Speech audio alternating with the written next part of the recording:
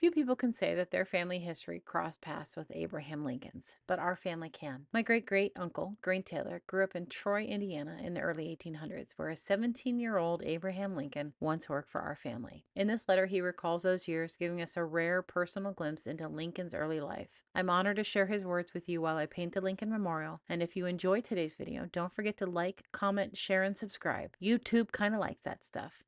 For now, sit back and enjoy this piece of our family's history while I paint the Lincoln Memorial.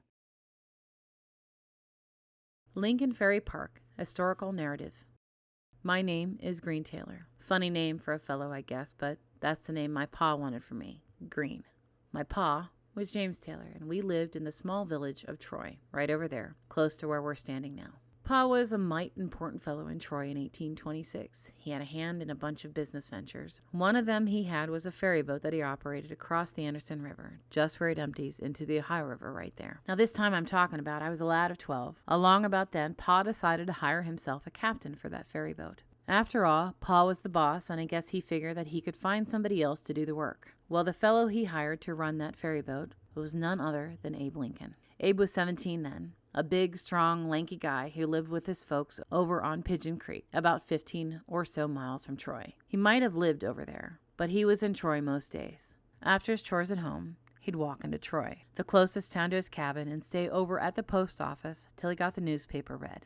He then moseyed around looking for little jobs to make some money. Well, he was around so much that my pa asked him if he'd like a job running that ferry boat, and Abe said he would right fast. So Pa hired him. Offered him $6 a month and a roof over his head, so Abe moved in with us. Him and me shared a room in our cabin, and that's how I got to know him real good. Pa's ferry was big enough to hold a wagon and a team of mules, and it was a pretty good business. Sometimes someone would come along who wanted to cross the Anderson on foot, so Abe would build him a little boat that he'd row him across on. He charged about 6 cents for that trip, and Pa let him keep the money. He liked Abe. He was sure an enterprising fellow. Soon Abe was looking around for more ways to make money. Abe sure loved that river, so he noticed all the heavy traffic of steamboats going up and down on the Ohio, and they needed wood for fuel to keep their boilers fired up. Pretty soon, he was chopping wood on the riverbank, and he sold wood to passing steamers for 50 cents a cord.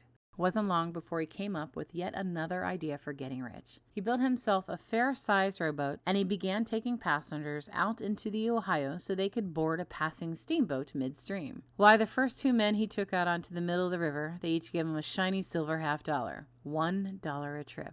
Abe was really onto something. But trouble for Abe was not far behind. 2 brothers, the Dill brothers, over on the Kentucky side of the Ohio, had been given the exclusive rights to run a ferry across the Ohio to the mouth of the Anderson on the Indiana side. They claimed that Abe was breaking the law by doing what he was doing, because only they had the right. They got downright mad about it because they filed a charge against Abe, and he had to appear before a justice of the peace over in Lewisport, Kentucky. Anyhow, the law was looked up, and it looked like Abe was in a peck of trouble. Now, Abe had no lawyer, but Abe could read, and he could read that law over and over. He pleaded his own case. He presented evidence that his business was limited to delivering passengers to boats in the middle of the river. He never ferried anyone all the way across the river. Well, Abe had him. He won the case. Yes, it was right there, where we are today, that old Abe first learned about the law. He started studying the law right then and took it where he wound up, the White House in Washington, D.C. There's something else I want to tell you about old Abe. This happened right here, too. My pa had a corn crib right over there about 100 yards from where we are. One day, when business on the river must have been slow, Pa told me and Abe to go to that crib and do some shucking. We got in there, and pretty soon Abe got to teasing me about some pretty little girl in Troy who let it be known that she liked me pretty good. Well, I didn't like her or any other girl, but Abe kept it up like he always did. Pretty soon I got tired of it, and I picked one of them ears of corn I hauled off and threw it at him. Struck him right above his right eye. The blow left a scar that old Abe had until the day he died. Happened right here in Perry County, Indiana.